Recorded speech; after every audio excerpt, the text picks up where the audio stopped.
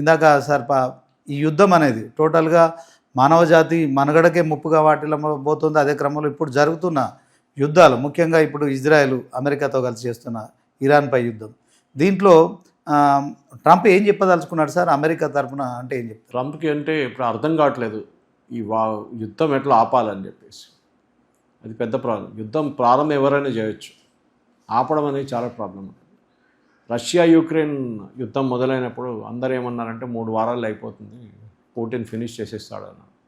4 సంవత్సరాలు అయింది, ఎక్కడ ఆగట్లేదు. ఇజ్రాయెల్ లెబనన్ అంటే హమాస్ ఇక్కడ, అక్కడ హెజ్బుల్లాతో గొడవ, అందరూ అదే అన్నారు. ఇజ్రాయెల్ ఉంది కదా, ఇజ్రాయెల్ కొట్టుపడేస్తారని. ఇప్పుడు 40 సంవత్సరాల నుంచి కొట్టుకుంటున్నారు, ఏం కాలేదు ఇప్పుడు దాకా. అఫ్కోర్స్ ఇజ్రాయెల్ చాలా మటుకు వాళ్ళ లీడర్స్ అందరినీ చంపేశారు, అదంతా జరిగింది. కానీ ఓవరాల్ ఒక పట్టు వాళ్ళకి ఇంకా రాలేదు. అక్కడ యుద్ధం అనేది ఆపడం చాలా పెద్ద టాలెంట్. మనకు కావాల్సింది ఏంటి, మనం ఎందుకు యుద్ధంలో దిగాము, దాని తర్వాత అది సాధించామా లేదా. సాధించకపోతే మీరు ఎక్కడ ఆపేసి బయటకు వచ్చేసి మీ పరువు కాపాడుకోవాలి. ట్రంప్కి ప్రాబ్లం ఏంటంటే, ట్రంప్కి ఈగో చాలా పెద్ద ఈగో. మనకు గుర్తుంటుంది, సద్దాం హుస్సేన్ ఉన్నప్పుడు జార్జ్ బుష్ ఒక కొత్త టర్మినాలజీ తీసుకొచ్చాడు, వెపన్స్ ఆఫ్ మాస్ డిస్ట్రక్షన్ అని చెప్పి. సద్దాం హుస్సేన్ దగ్గర వెపన్స్ ఆఫ్ మాస్ డిస్ట్రక్షన్, ఇక్కడేమో యురేనియం అంటున్నారు, న్యూక్లియర్ బాంబ్ అంటున్నారు ఇరాన్ కేసు, అదేమో వెపన్స్ ఆఫ్ మాస్ డిస్ట్రక్షన్ అంటే పెద్ద పెద్ద మిసైళ్ళు. నార్త్ కొరియాని తెప్పించుకున్నాడు, అది ఇది కథలు ఉండే. లాస్ట్లో అందరు కలిసి ఆయన మీద పడ్డారు. సద్దాం హుస్సేన్ వెపన్స్ దొరకలేదు, ఏం దొరకలేదు, ఆయన చంపేశారు లాస్ట్లో. ఇప్పుడు కూడా బ్రిటిష్ పార్లమెంట్లో అడుగుతుంటారు ప్రశ్న, వెపన్స్ ఎక్కడ పోయింది, మాస్ డిస్ట్రక్షన్ అంటే ఎవరికి తెలియదు. ఎందుకు యుద్ధం చేశారంటే మాకు తెలియదు. బుష్ని అడిగితే మాకెవరో చెప్పారు, ఇంటెలిజెన్స్ రిపోర్ట్ వచ్చింది. ఇది ప్రాబ్లం. మనం ఆపరేషన్ సింధూర్ చేసినప్పుడు చాలామంది ఆ టైంలో అన్నారు, మోదీ గారు 4వ రోజు యుద్ధం ఆపినప్పుడు, ఎందుకు మోదీ గారు యుద్ధం ఆపారు, ఇంకా 2 రోజులు అయితే మనం పాకిస్తాన్ మొత్తం పాకిస్తాన్ వెళ్ళి కూర్చుంటుండే, మేము కరాచీ మన చేతిలో ఉంటుండే, ఇస్లామాబాద్ మన చేతిలో, రావల్పిండి మన దగ్గర ఉంటుండే. చెప్పడానికి అంత బాగుంటుంది. IPL T20 చూసి మన వాళ్ళు ధోనికి చెప్తారు బ్యాటింగ్ ఎట్లా చేయాలని. మన ఉన్నారు కొంతమంది అట్లా ఎక్స్పర్ట్స్ అయిపోతారు. నిర్మలా సీతారామన్ బడ్జెట్ ప్రజెంట్ చేయగానే ఎకనామిక్ ఎక్స్పర్ట్ అయిపోతారు. ఓకే, ఇది మన దగ్గర ప్రాబ్లం. యుద్ధం అనేది అంత ఈజీ కాదు. మన ఆబ్జెక్టివ్ ఏముండే, సింధూర్లో మనం టెర్రరిస్ట్ క్యాంప్ని కొట్టాలి, అదే ఉండే కదా, కొట్టాం.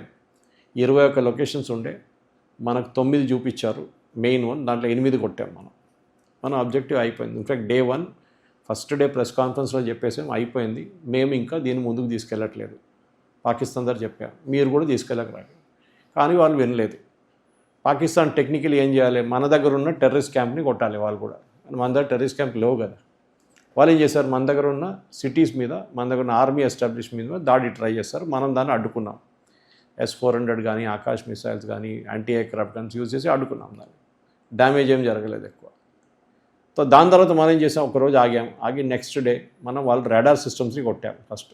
ఇప్పుడు ఇజ్రాయెల్ చేశారు చూడండి తెహ్రాన్లో, అట్లనే చైనీస్, అక్కడ కూడా చైనీస్, ఇక్కడ కూడా చైనీస్. ఆ రాడార్ సిస్టమ్ మొత్తం ధ్వంసం చేసిన తర్వాత మన ఎయిర్క్రాఫ్ట్కి ఫ్రీగా తిరగవచ్చు పాకిస్తాన్లో. ఇప్పుడు ఇజ్రాయెల్ US ప్లేన్స్ ఎట్లా తిరుగుతుందో అదే కేసు.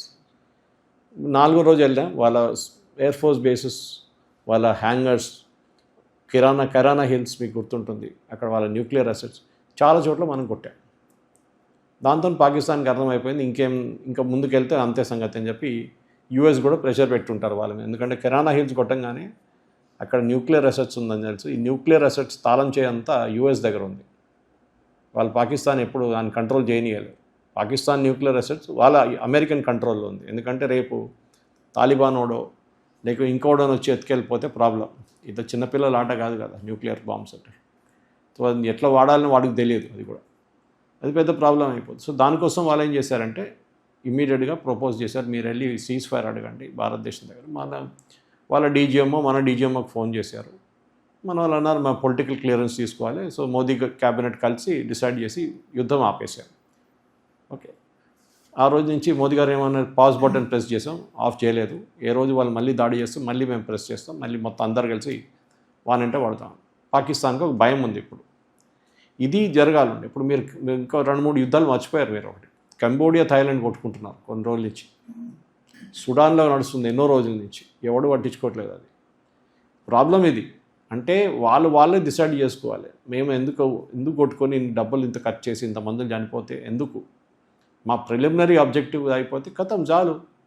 ఇప్పుడు మీకు బార్డర్ ప్రాబ్లం ఉందనుకోండి, ఇప్పుడు ఆఫ్ఘనిస్తాన్ పాకిస్తాన్ ఏంటి ప్రాబ్లం? Border problem. వాళ్ళు ఏమంటారు డ్యూరాండ్ లైన్ అని చెప్పి ఒకటి గీత గీసి వెళ్ళిపోయాడు బ్రిటిష్ వాడు. ఆఫ్ఘనిస్తాన్ వాళ్ళు ఆ టైం నుంచి అంటున్నాం మేము ఈ గీత మనం అంగీకరించాం, మాకు ఆ గీతతో పనే లేదు. డ్యూరాండ్ లైన్ అనేది మాకు అసలు మా దాంట్లో రాదు, మా డిక్షనరీలో లేదు. ఓకే, ఎందుకంటే పష్తూన్స్ని డివైడ్ చేశారు మీరు, అటువైపు ఇటువైపు చేసేసారు. మేము సో అప్పటి నుంచి పాకిస్తాన్ మీద దాడి చేస్తున్నారు వాళ్ళు. ఇప్పుడు కొత్తదేం కాదు. అడ్మిట్లో అల్ఖైదా వాళ్ళు ఉండే అక్కడ ఆ ప్రాబ్లం సార్ట్అవుట్ అయిపోయింది అల్ఖైదాతో. కానీ ఇప్పుడు మళ్ళీ కొత్తగా మొదలైంది. ఆఫ్ఘనిస్తాన్ దగ్గర ఎయిర్ ఫోర్స్ లేదు, పాకిస్తాన్ దగ్గర ఎయిర్ ఫోర్స్ ఉంది. సో ఎయిర్ ఫోర్స్ని దాడి చేస్తారు. పాకిస్తాన్ దగ్గర ఏం లేరు, పాకిస్తాన్ సూసైడ్ బాంబర్స్ లేరు, వీళ్ళు సూసైడ్ బాంబర్స్ వాడతారు. ఇద్దరికి వాళ్ళ అడ్వాంటేజెస్ ఉందన్నమాట. ఆ యుద్ధం ఎక్కడైనా ఆగుతుందంటే ఆగదు, ఎందుకంటే ఇది ఎప్పటి నుంచో నడుస్తుంది, దానికి ఎండింగ్ ఉండదు. సరే మన ఇద్దరు కూర్చొని మాట్లాడదాం, ఆ లైన్ మనమే డ్రా చేద్దాం ఇంకోసారి అంటే అయిపోతుంది ప్రాబ్లం. అది చేయరు, ఇది ప్రాబ్లం అనమాట. మన చైనాతోని మనకి అక్సాయ్ చైన్ అని చెప్పి మొత్తం పెద్ద టెరిటరీ చైనాకి ఇచ్చేసారు నెహ్రూ గారు, మీకు గుర్తుంటుంది 60s. అక్కడ ఏం లేదు, ఏం చేసుకుంటామని చెప్పి లదాఖ్ది పెద్ద పోర్షన్ హర్యానాలో సైజు మనం చైనాకి అప్పగించేసాం, 38,000 స్క్వేర్ కిలోమీటర్స్. ఇప్పుడు వాళ్ళు దాన్ని అక్సాయ్ చైన్ అంటారు.